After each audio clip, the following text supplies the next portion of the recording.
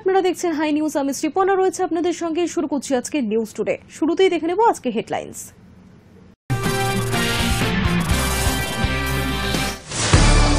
মেয়েদের সিঁদুর কিনে নেওয়ার প্রতিশোধ সফল, মহাদেবের আশীর্বাদে। বারাণসীতে দাঁড়িয়ে অপারেশন সিন্দুরের সাফল্য, মহাদেবকে উৎসর্গ মোদী। রাজ্যের মেগা প্রকল্প আমাদের পাড়া আমাদের সমাধান। পুরুলিয়া 23 আধিকারিককে নিয়ে গঠিত টাস্ক ফোর্স। 2রা আগস্ট থেকে 3রা নভেম্বর পর্যন্ত সমস্ত বৈঠক ও প্রস্তাবিত প্রকল্প চূড়ান্ত। মানিকতলা ভেঙে পড়ল পুরনো বাড়ির একাংশ, আহত 2 শিশু সহ মোট 6 জন। দুর্ঘটনায় ফের নিরাপত্তা নিয়ে উঠছে প্রশ্ন। কবি সুভাষ মেট্রো স্টেশন বন্ধের সমস্যার সমাধান করল সরকার। চালু হলো কবি সুভাষ থেকে শহীদ ক্ষুদিরাম পর্যন্ত শাটল বাস। 4 আগস্ট সকাল 8টা থেকে 11টা পর্যন্ত, বিকেল 5টা থেকে 8টা পর্যন্ত চলবে এই বাস, ভাড়া 10 টাকা। রাশিয়া থেকে তেল কেনা বন্ধ করেছে ভারত, দাবি ট্রাম্পের। এই পদক্ষেপে খুশি ট্রাম্প, যদিও ট্রাম্পের এই মন্তব্য নিয়ে ভারতের তরফে সরকারিভাবে কিছুই বলা হয়নি।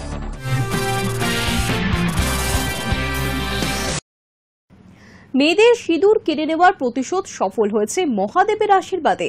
শনিবার পণ্যভূমি বারাণসীতে দাঁড়িয়ে অপারেশন সিন্দুরের সাফল্য, মহাদেবকে উৎসর্গ করলেন প্রধানমন্ত্রী নরেন্দ্র মোদী। ভারাক্রান্ত হৃদয়ে পেহেলগাঁওয়ের নির্মম জঙ্গি হামলার কথা স্মরণ করেছেন প্রধানমন্ত্রী। মেয়েদের মাথা সিঁদুর কেড়ে নেওয়ার প্রতিশোধ নেওয়ার প্রতিজ্ঞা করেছিলেন প্রধানমন্ত্রী নরেন্দ্র মোদী। অপারেশন সিঁদুরের পর প্রথমবার পুণ্যভূমি বারাণসীতে দাঁড়িয়ে অপারেশন সিন্দুরের সাফল্য, মহাদেবকে উৎসর্গ করলেন প্রধানমন্ত্রী।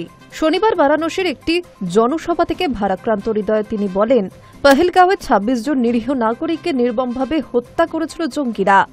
আমাদের মেয়েদের সিঁদুর কেড়ে নিয়েছিল তারা। আমরা তার প্রতিশোধ নেওয়ার প্রতিজ্ঞা করেছিলাম। মহাদেবের আশীর্বাদে আমরা তা সফলভাবে করতে পেরেছি। পেহেলগাঁওয়ের বদলা নিয়েছি। অপারেশন সিন্দুরের সাফল্য আমি মহাদেবের চরণে উৎসর্গ করছি।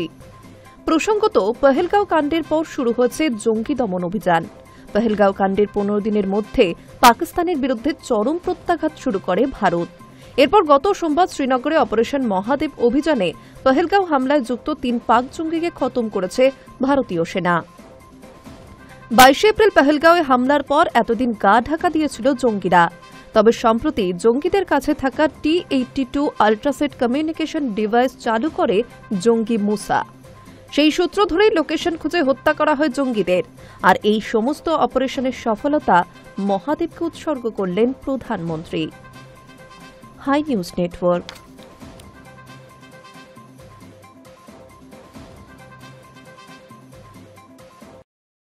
বারাণসী থেকে ট্রাম্পকে বার্তা দিলেন প্রধানমন্ত্রী নরেন্দ্র মোদী। বলেছেন, ভারত বিশ্বের 3য় বৃহত্তম অর্থনীতিতে পরিণত হতে চলেছে এবং সেই কারণেই ভারতকে তার অর্থনৈতিক স্বার্থের বিষয়ে সতর্ক থাকতে হবে। শুক্রবার প্রধানমন্ত্রী নরেন্দ্র মোদী ভারতীয় অর্থনীতির স্থিতিস্থাপকতার কথা পুনর্ব্যক্ত করে বলেছেন যে ডোনাল্ড ট্রাম্পের ঘোষিত শুল্ক বৃদ্ধির ফলে বিশ্বব্যাপী অর্থনৈতিক অস্থিরতার মধ্যে ভারত বিশ্বের 3য় বৃহত্তম অর্থনীতিতে পরিণত হওয়ার পথে রয়েছে। প্রধানমন্ত্রী জোর দিয়ে বলেছেন যে ভারতকে তার অর্থনৈতিক স্বার্থ সম্পর্কে সতর্ক থাকতে হবে এবং স্বদেশী পণ্যের পক্ষে জোরালো সমর্থন জানিয়েছেন। भारत भी दुनिया की तीसरी सबसे बड़ी अर्थव्यवस्था बनने जा रहा है। इसलिए भारत को भी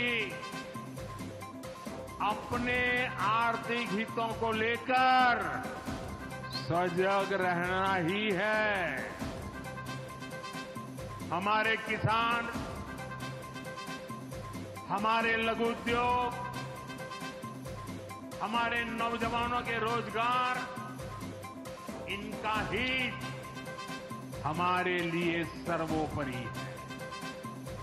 सरकार इस दिशा में हर प्रयास कर रही है। তিনি আরও বলেন, আমাদের সরকার দেশের সর্বোত্তম স্বার্থে যথাসাধ্য চেষ্টা করছে। যারা দেশের জন্য সর্বোত্তম চান এবং ভারতকে বিশ্বের 3য় বৃহত্তম অর্থনীতি হিসেবে দেখতে চান, তারা যে কোনো রাজনৈতিক দলই হন না কেন, তাদের উচিত তাদের মতপার্থক্য দূরে সরিয়ে স্বদেশী পণ্যের জন্য একটি সমাধান তৈরি করা। देश के नागरिक के रूप में भी हमारे कुछ दायित्व है और ये बात सिर्फ मोदी नहीं, हिंदुस्तान के हर व्यक्ति ने दिन में हर पल बोलते रहना चाहिए। दूसरे को कहते रहना चाहिए। जो देश का भला चाहते हैं, जो देश को तीसरे नंबर की इकोनॉमी बनाना चाहते हैं, ऐसा कोई भी राजनीतिक दल हो, कोई भी राजनेता हो, उसने अपने संकोच को छोड़ करके देश हित में हर पल, हर बार, हर जगह देशवासियों के अंदर एक भाव जगाना होगा, और वो है हम स्वदेशी का संकल्प लें। अब हम कौन सी चीजों को खरीदेंगे, कौन से तराजू से तोलेंगे? मेरे भाइयों बहनों, मेरे देशवासियों, अब हम कुछ भी खरीदें तो एक ही तराजू होना चाहिए। हम उन चीजों को खरीदेंगे जिसे बनाने में किसी न किसी भारतीय का पसीना बहा है। High news network.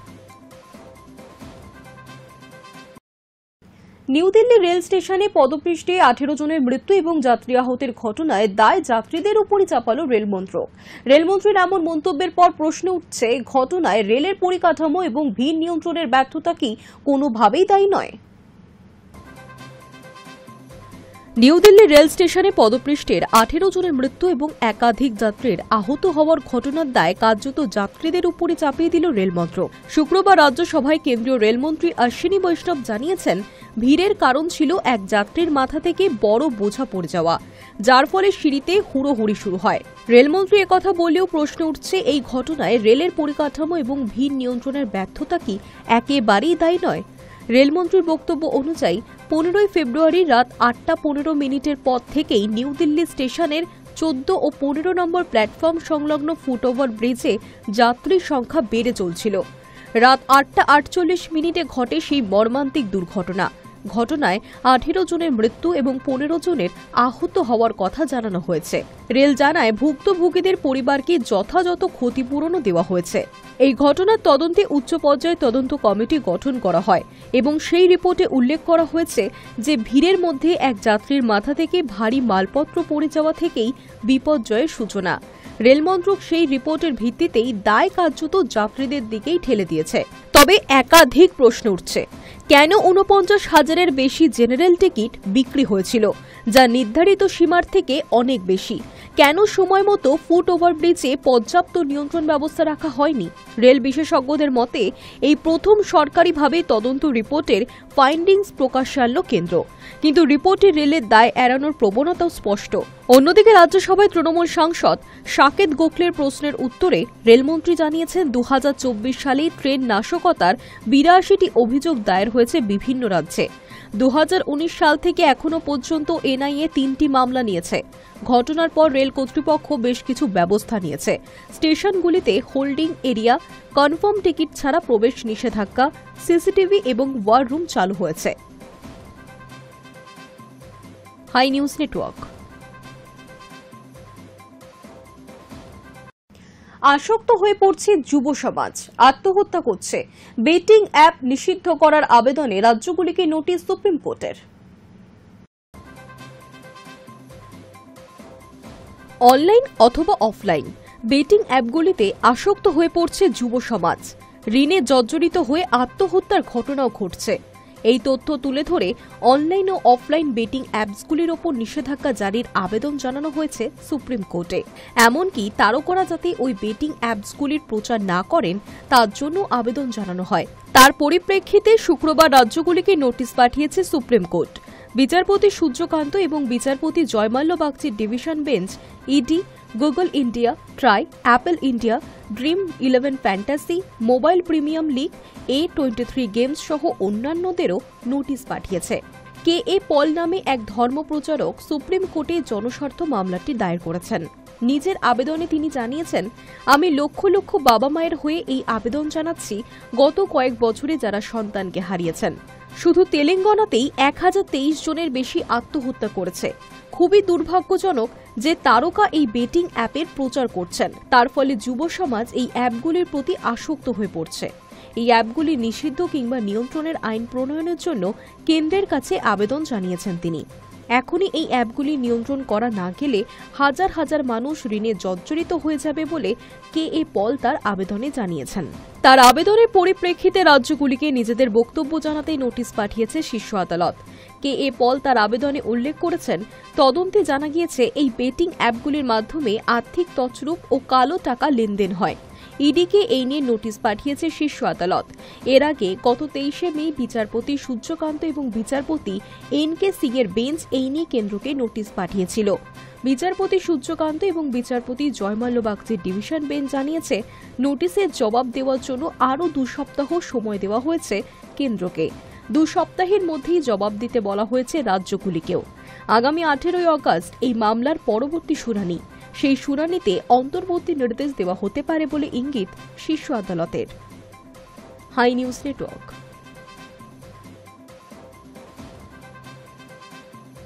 এবার রিলায়েন্স গ্রুপের চেয়ারম্যানের বিরুদ্ধে লুকআউট নোটিশ জারি করল ইডি, অর্থাৎ আপাতত দেশ ছেড়ে যেতে পারবেন না তিনি। শুক্রবারই তার একাধিক অফিস এবং অন্যান্য স্থানে তল্লাশি চালিয়েছে ইডি। অনিলকে তলবও করা হয় ইডির সদর দফতরে, আর তারপরই ফের এই সিদ্ধান্ত। আবারও বিপাকে অনিল আম্বানি। রিলায়েন্স গ্রুপের চেয়ারম্যানের বিরুদ্ধে লুকআউট নোটিশ জারি করল ইডি, অর্থাৎ আপাতত দেশ ছেড়ে যেতে পারবেন না তিনি। শুক্রবারই তার সঙ্গে সম্পর্কিত একাধিক অফিস ও অন্যান্য স্থানে তল্লাশি চালায় কেন্দ্র তদন্তকারী সংস্থাটি। তল্লাশি চলাকালীন অনিলকেও তলব করা হয় নয়াদিল্লির ইডি সদর দফতরে। এরপর বিকেলে রিলায়েন্স গ্রুপের চেয়ারম্যানের বিরুদ্ধে লুকআউট নোটিশ জারি করল ইডি। আর্থিক তছরূপের তদন্ত চলছে রিলায়েন্স গ্রুপের প্রমোটিং ডিরেক্টর অনিলের বিরুদ্ধে। অন্তত 17,000 কোটি টাকার প্রতারণার অভিযোগ রয়েছে তার নামে। সেই অভিযোগের ভিত্তিতে গত সপ্তাহে তার 50টি সংস্থায় তল্লাশি চালায় ইডি। বৃহস্পতিবার দিল্লি এবং মুম্বাইয়ের 35টি জায়গায় তল্লাশি শুরু হয়। জিজ্ঞাসাবাদ করা হয় অন্তত 25 জনকে। সূত্র মারফত জানা গিয়েছে, সিবিআই এর দায়ের করা 2টি এফআইআর এর ভিত্তিতেই অনিলের নানা সংস্থায় ইডি দিয়েছে হানা। শুক্রবার কলকাতা ও ভুবনেশ্বরের বেশ কয়েকটি দফতরেও ইডি তল্লাশি চালায়। রিলায়েন্স কমিউনিকেশনস এবং তার প্রমোটিং ডিরেক্টরকে ফ্রড হিসেবে উল্লেখ করেছে স্টেট ব্যাংক অফ ইন্ডিয়া। গত সপ্তাহে সংসদে কেন্দ্র জানায়, এবার সিবিআই এর কাছে অভিযোগ দায়েরের প্রস্তুতি নিচ্ছে দেশের বৃহত্তম রাষ্ট্রায়ত্ত ব্যাংক। অনিল আম্বানির সংস্থা আগেই নিজেদের দেউলিয়া ঘোষণা করেছে। সম্পত্তি বেচে পাওনাদারদের দেনা মেটানোর চেষ্টা করছেন রিলায়েন্সের কর্ণধার, কিন্তু তাতেও সমস্যা কমছে না অনিলের। এর আগে 2023 সালে ইডি তলব করেছিল অনিলকে।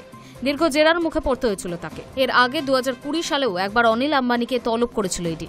ইয়েস ব্যাংকের ঋণ মামলায় তার নাম জড়িয়েছিল। পরে সেই অভিযোগে গ্রেফতার হন ব্যাংকের অন্যতম প্রতিষ্ঠাতা রানা কাপুর। এবার অনিলের বিরুদ্ধে লুকআউট নোটিশ জারি করল ইডি। High News network.